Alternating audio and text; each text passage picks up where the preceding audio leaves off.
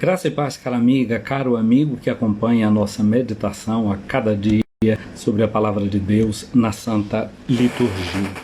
Neste domingo, o oitavo dentro desse tempo comum, o domingo que é a nossa Páscoa de cada semana. Eu sou o Padre José Raimundo, eu pertenço à Diocese de Amargosa, na Bahia, e tenho essa alegria de estar aqui com você nesse momento, nessa nossa meditação. Você que vai entrando nessa nossa live, eu digo a você, não é? Depois curte essa nossa live, encaminhe essa live para quem você desejar. Você vê que aqui embaixo tem uma setinha, uma espécie de um aviãozinho. Se você quer, vai chamando outras pessoas para participar desse momento. Quero mandar aqui um abraço muito grande para umas pessoas para que vão aqui nos acompanhando. Rose Santos, aí em Amargosa, na Bahia. Kaique, da Diocese de Ilhéus, um amante da dimensão missionária da igreja. Dalva, aí na Diocese de Piracicaba. Jesse Brito, também aqui acompanhando essa nossa live, esse nosso momento. O Padre André, um abraço grande, da Arquidiocese de São Luís do Maranhão, aqui em Roma, estudando o direito canônico, né, ajudando, qualificando as nossas comunidades para melhor conhecerem o direito da igreja e melhor servir ao povo de Deus, mostrando qual é aquele princípio fundamental, né, para a igreja, que é a salvação de todos os corações, a salvação de todas as almas. Esse é o princípio que rege a igreja. Um abraço para a Odaleia aí na Suíça, aqui na Suíça, acompanhando também esta nossa live. Gente, esse é o oitavo domingo do tempo comum. Estamos hoje em domingo de carnaval, embora estamos em tempo de pandemia, o carnaval não está acontecendo, e pedimos encarecidamente a cada um que nos acompanha que realmente esse deve ser um tempo de cuidado, um tempo em que a gente se responsabiliza pela vida uns dos outros. Mas então, o domingo de carnaval, ele assinala para a gente também, do ponto de vista do caminho da fé, não é, que nós estamos chegando à conclusão da primeira etapa do chamado tempo comum, que precede a quaresma. Depois esse tempo vai ser retomado depois da festa de Pentecostes, na segunda-feira depois do Pentecostes, quando nós celebramos Santa Maria, mãe da igreja, não é, com toda a igreja, lembrando o dom que Maria recebe do Espírito Santo no cenáculo. Então, na próxima quarta-feira, a gente ingressa nesse tempo de preparação para a nossa Páscoa anual. Cada domingo é a nossa Páscoa da semana, mas a gente celebra a Páscoa de cada ano com a igreja inteira. Este ano nós somos acompanhados pelo evangelista Lucas, ele que nos está acompanhando, e nesses dias nós estamos lendo o capítulo 6 do seu evangelho, aquele chamado Sermão da Planície. Não é ao contrário de Mateus, que fala de um sermão da montanha. No evangelho de Lucas a gente fala de um sermão da planície. Gente, eu cresci com a minha mãe repetindo um ditado que eu aprendi também. Diz assim: coração de gente é terra onde ninguém passeia. É verdade. A gente nunca conhece o coração de ninguém. É sempre um mistério o coração do ser humano. E Santo Agostinho diz uma frase muito interessante que todo mundo conhece. Diz que Deus fez o nosso coração para Ele. Para o nosso coração para Ele. E que o nosso coração vai estar sempre muito inquieto se não repousar exatamente naquele que criou o nosso coração para Ele. O nosso coração foi criado para Deus. Ora, coração de gente é terra onde ninguém passeia. É verdade, a gente não conhece o coração de ninguém, mas você também pode ser que nunca tenha ido a um determinado lugar. E se alguém te colocar um mapa na mão, se você souber ler o mapa, você chega naquele lugar. É verdade que o mapa não é o território. Entre o território e o mapa existe uma diferença muito grande.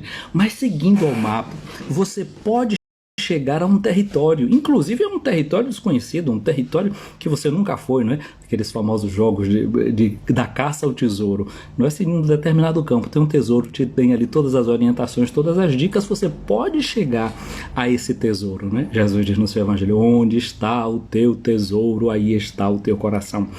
Gente, então, se é verdade que o coração do ser humano é uma terra onde ninguém passeia, é verdade que existe um mapa para chegar nessa terra em que ninguém passeia. E qual é esse mapa que nos dá uma certa descrição desse território que é o coração humano? São as suas palavras. A palavra que cada um e cada um de nós diz, a nossa comunicação dá uma espécie de fotografia, de radiografia do nosso coração. São as nossas palavras, é a nossa forma de nos comunicar que diz quem é que habita esse mundo interno e desconhecido. A Bíblia fala disso, não é? Na leitura de hoje, na primeira leitura do livro do Eclesiástico, capítulo 27, versículos de 5 a 8, diz o seguinte: quando a gente sacode a peneira, ficam nela só os refugos, assim os defeitos de um homem aparecem no seu falar. O discurso. E aí, às vezes, a questão do discurso aparece no seu falar, não é só a questão do que você diz, da palavra que você usa, mas também a forma. Os alemães têm um provérbio muito interessante que eles dizem assim, que die Ton macht die Musik, que é o tom que faz a música. E é verdade, não é? Às vezes a gente se irrita com uma pessoa, às vezes não é tanto com o que ela diz, mas com a forma que ela diz. Por quê? Porque ser humano é ser de comunicação, e então a forma como você se comunica é muito interessante. E aqui, se vamos falar de comunicação, a gente sabe que a comunicação não é somente palavra. A comunicação é também a forma como você se porta, como você se comporta. Tudo isso já comunica, já diz alguma coisa de quem você é, daquilo que se passa dentro do seu coração. A música é feita de acordo com o tom que a gente quer usar. Então, esse ser humano não é que precisa ter zelo com a sua comunicação, com a forma com a qual usa a palavra, com a qual se dirige. Olha só, muitos problemas entre nós justamente nascem por causa da comunicação. Nós estamos vivendo um período em que tem uma guerra aí no mundo, né? E o que é a guerra? Ela é um fenômeno também da comunicação, daquilo que você diz, como você manifesta os seus interesses. Às vezes a guerra está entre países, mas também até a guerra pode estar no interior da família, na relação de marido e mulher, na relação com amigos, tudo isso por causa de comunicação. E como ultimamente a gente tem tido no mundo muita comunicação que é comunicação agressiva. Tem gente que está elegendo a agressividade como forma de comunicação. Aliás, o princípio romano antigo já dizia isso, não é? Si vis pacem, se tu queres a paz, para bellum, prepara a guerra. Não é como achando que é mostrando força, mostrando violência, prepotência, que você é capaz de cultivar a paz. E não é verdade. A paz, geralmente, realmente, ela se conquista quando a gente desarma o coração. E não quando a gente prepara a guerra, não quando a gente se arma. E o primeiro lugar que precisa ser desarmado é o nosso coração. Se tiverem duas pessoas brigando com a outra e usam armas, se você chegar lá e retirar a arma delas, você as desarma. Mas não significa que vai haver paz entre eles. Pode continuar ainda a agressividade na palavra, um tentando avançar em cima do outro. Então a paz não é somente esse ser desarmado. Então a verdadeira paz é quando no coração nasce o equilíbrio e nasce a aproximação. Então o cuidado com uma linguagem que seja realmente uma linguagem de construção, de paz, de amor e de boas relações. A leitura continua o Eclesiástico dizendo: como o forno prova os vasos do oleiro, assim o homem é provado em sua conversa. O homem é provado em sua conversa, nessa capacidade de diálogo. Não é? Quando a gente não quer cessar de dialogar. Não é? Quando a gente usa sempre meios para a mediação, para a conquista da paz. O fruto revela como foi cultivada a árvore, e assim a palavra mostra o coração do homem. Se você já participou da missa hoje, ou se você ainda vai participar, chega um momento da missa em que o padre diz assim: corações ao alto, e nós dizemos: o nosso coração está em Deus. Então, essa palavra nossa, não é? A palavra mostra o coração do homem, ou seja, mostra onde é que o coração do homem está. Se esse coração está centrado em si mesmo, é um coração egoísta. ou se esse coração é um coração capaz de criar relação, de criar laços. Lembra do Pequeno Príncipe? Quando a raposa começa lá pelo capítulo 21, dizendo que ele é eternamente responsável por aquilo que cativa. Depois ele vai dizer assim que cativar é uma coisa que os seres humanos têm esquecido de fazer nos últimos tempos, e que cativar é criar laços. Portanto, a paz se estabelece realmente quando a gente é capaz de criar esses vínculos, de criar laços, de estabelecer pontes. E o texto de hoje continua nos dizendo: não elogie ninguém antes de ouvi-lo falar, pois é no falar que o homem se revela. Aquilo que eu dizer a você, esse coração de gente é terra onde ninguém passeia, não é? O mapa desse coração humano, o mapa da mina, onde está o teu tesouro, aí está o teu coração, vai ser dado pela nossa forma de falar, pela nossa fala, pela nossa conversa, porque com isso vem expresso o mais profundo do coração da gente. E esse texto do livro do Eclesiástico, ele está colocado na liturgia de hoje justamente para nos introduzir nesse Evangelho de Lucas, no capítulo 6, versículos de 39 a 45, quando Jesus diz para os seus discípulos que um cego não pode guiar outro cego, porque então os dois vão cair num buraco. É interessante que tem gente que mesmo na cegueira é capaz de guiar o outro dentro do seu ambiente.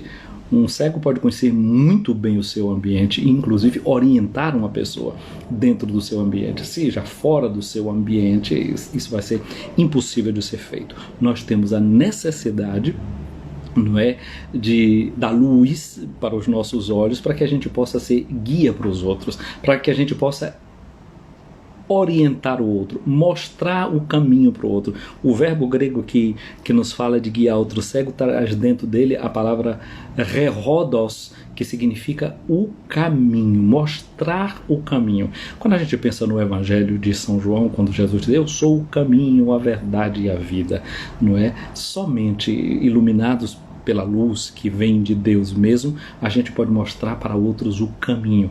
E o caminho é um só. É Ele, Jesus de Nazaré, que pode guiar a nossa existência. Mas aqui Jesus, na sua conversa, ele pergunta, não é? Sendo dois cegos, o que é que pode acontecer? Os dois caírem em um buraco. E olha o que Jesus diz mais adiante: um discípulo não é maior do que o mestre, todo discípulo bem formado é como seu mestre. Quarta-feira, vamos começar o tempo da Quaresma, mas no Brasil se começa também a campanha da fraternidade. E a campanha da fraternidade esse ano vai ser sobre fraternidade e educação. Eu me lembro, eu ainda era uma criança, entrando já na minha adolescência, quando houve também uma campanha da fraternidade sobre a educação, não é? Eu me lembro como a gente cantava, né? Os que ensinam os outros um dia, como estrela no céu brilharão. Esta glória o Senhor prometia e promete a quem guia o irmão. A verdade de Cristo liberta do pecado e de toda opressão. Neste tempo em que o povo desperta para o amor, a renúncia e oração.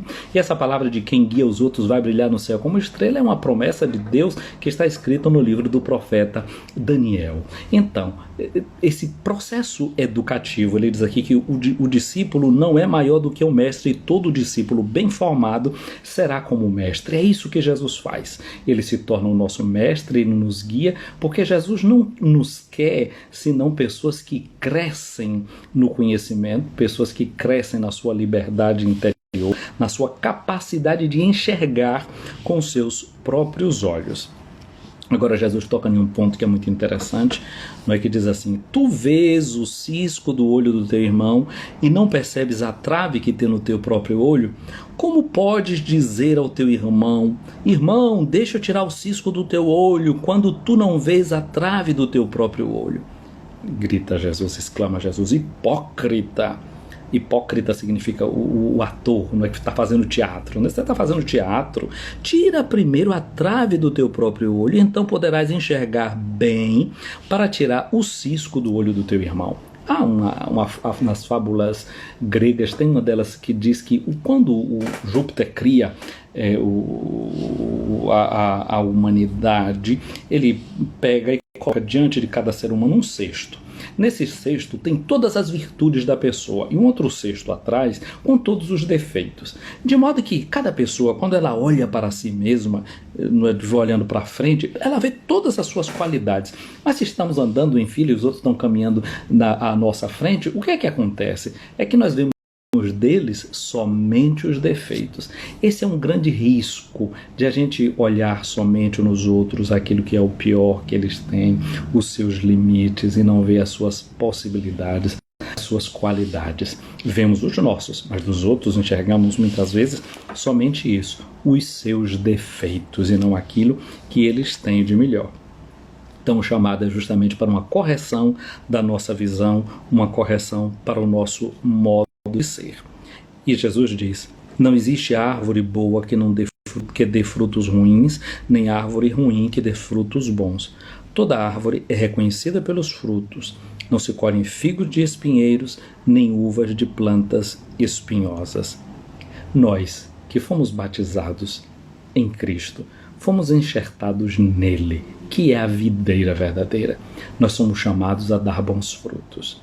Os frutos que a gente tem a capacidade de dar é por causa de Jesus. É Jesus em nós, transformando o nosso coração, a nossa vida, a nossa realidade. E é assim que a gente deve se ver. Ver com esse coração que é de Jesus em nós. E é assim também que a gente deve olhar para os nossos irmãos, envolvido por uma capacidade de amor. Olha o que Jesus continua nos dizendo: o homem bom tira coisas boas do bom tesouro do seu coração. Mas o homem mau tira coisas más de seu mau tesouro, pois sua boca fala do que o coração está cheio.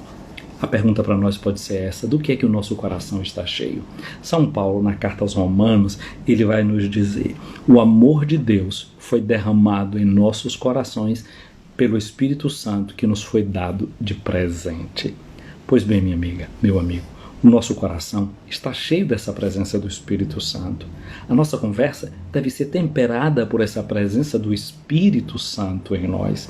E assim, a nossa forma de ver o outro deve ser sempre com essa unção do Espírito que nos guardou, que nos faz a gente enxergar no outro aquilo que ele tem de melhor, incentivar aquilo que ele tem de melhor, para que ele possa sair, talvez, de algum defeito que ele também tenha, que ele carregue, mas que ele é capaz de superar, como nós o somos também. Peçamos nesse dia essa graça ao Senhor de enxergarmos as pessoas e nós mesmos a partir daquilo que está dentro do nosso coração. E quem está dentro do nosso coração?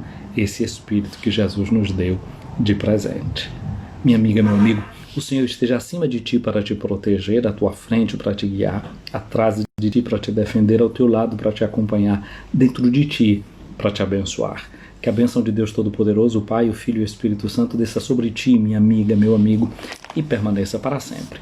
Gente, eu peço então a você que acompanhou essa nossa live, que quando nós salvarmos aqui, que você curta essa live, que você encaminhe também para alguém que você deseje. E depois nós vamos salvá-la lá no nosso canal do YouTube e no Facebook. Um abraço então para Edileus Aragão, para Mima Costa, para Marcilene Souza. Marcilene não é aqui na Itália. Padre Rânio Guerra, aí em Iaçu, na Bahia. Monique Brandão, em Santo Antônio de Jesus. Grace Califan, um abraço para você. Para Cris Bertani. O Kaique aqui nos dizendo: é no falar que o homem se revela. Exatamente, a fala da gente não já revela. Então é muito interessante. Mas também temos um outro cuidado nos dias de hoje, porque tem gente que se prepara para falar bem, para falar aquilo que agrada os outros, né? Então, aquilo que eu dizia, que a linguagem não é feita somente da palavra que é utilizada, mas há todo um conjunto que comunica também. E tem uma outra coisa que ajuda a gente a perceber a comunicação do outro, que é a história de vida não é? Aquilo que a pessoa foi revelando. Por exemplo, esse ano nós vamos ter eleições. Todo mundo que vai se apresentar como candidato para nós vai fazer um discurso daquilo que a gente está querendo ouvir e precisando ouvir. Se preparam para isso. Mas o que é que a gente tem que fazer? Tem que olhar uma linha de conduta na história dessas pessoas para ver se realmente é como eles, se aquilo que eles estão dizendo se comprova na própria existência deles. Karina Kelly, um abraço para você aí em Santo Antônio de Jesus. Cláudia Nascimento, Leudes Martins aí em Santos, São Paulo, um abraço grande para você. Para Ana Maria Barreto em Nazaré, para a irmã Eronildes aí em Santana. Eu penso que a irmã Eronildes esteja em Santana. De todas as formas, é na Diocese de Bom Jesus da Lapa. Ronaldo Andrade, um abraço para você. Thalita, um abraço para você aí em Santo Antônio de Jesus. Para Mateus, para Vani Brito, também em Santo Antônio, Genilza Lisboa, Alane Nascimento, para Emília Me Costura aí em Salvador, Thais Janaína em Conceição do Almeida, Carla Gama, na Cidade Maravilhosa, no Rio de Janeiro, um abraço para você. Para Vanessa Ribeiro, também a irmã Vanessa, que é da Bahia, mas está aí no Rio de Janeiro, na Cidade Maravilhosa. Você precisa conhecer, irmã Vanessa, a Carla Gama, viu? Gente boa. Tentem se descobrir. Kaique, eu já falei aqui no início, aí na Diocese de Ilhéus, Bia Ângelo, Mari Caldas, Odaleia aqui na Suíça, Bia Cláudia em Belo Horizonte, um abraço, Bia, para você. Jesse Brito, um abraço para você. Já falei aqui no Padre André Luiz no início, a Dalva. E quem mais? Rose Santos. Então são essas pessoas que estão aqui com a gente discurtam esse nosso vídeo. Depois também, se vocês passarem pelo Facebook e pelo YouTube, curtam lá também. Gente querida, um abraço grande, buscando sempre transformar o coração da gente, aquilo que eu dizia. Então, se é verdade que a fala da gente ela revela o coração da gente, há um outro movimento dentro da gente que é também interessante, é que a linguagem pode transformar o coração. A linguagem pode transformar o coração, pode adequar o coração da gente. Então, a partir da linguagem que a gente usa, a gente pode sempre melhorar o coração da gente. É isso, o Evangelho fala de conversão. O que é conversão? É uma mudança. Então, não significa porque se a gente hoje fala e diz uma coisa de um jeito, que amanhã a gente vai ser a mesma forma. Por isso que eu disse, olhar para a vida, uma linha que vai dando a conduta da vida, da existência da gente. É que a linguagem também, ela pode alterar a nossa mentalidade, a nossa mente. Quando a gente fala de coração, o coração é o símbolo bíblico da interioridade, aquele lugar da escuta, não é? da palavra, é aquele lugar que é a fonte da vida, conforme diz o livro de Provérbios, no capítulo 4, versículo 23. Não é? E ainda no livro de Provérbios, no capítulo 18, 21, diz que a morte e a vida estão em poder da língua. Com a nossa língua, a gente pode produzir vida ou pode produzir morte. Que tipo de discurso a gente quer produzir? Um discurso de vida, um discurso de morte, um discurso de amor, um discurso de ódio. A gente pode se transformando com a linguagem da gente, porque a partir de uma linguagem a gente reage com os sentimentos e depois com práticas. Então que essa semana possamos deixar Deus nos iluminar dessa forma, que a gente se converta à linguagem que é essa de Jesus e do seu Evangelho. Genilza, né? De Genilza está me lembrando que ela é de Cruz das Almas, na Bahia. Então, um abraço para todos de Cruz das Almas que acompanham, sobretudo, os nossos áudios pelo WhatsApp, as nossas homilias, as meditações que vão seguindo sempre a cada dia. Gente querida, fique com Deus, um bom domingo de carnaval, já nos preparando para entrarmos na preparação para a nossa Páscoa anual, a partir da próxima quarta-feira, a quarta-feira de cinzas. Dilma, você está chegando aqui agora, deixa um abraço para você, curte aí o nosso vídeo e pode vê-lo desde o seu início. Fiquem com Deus.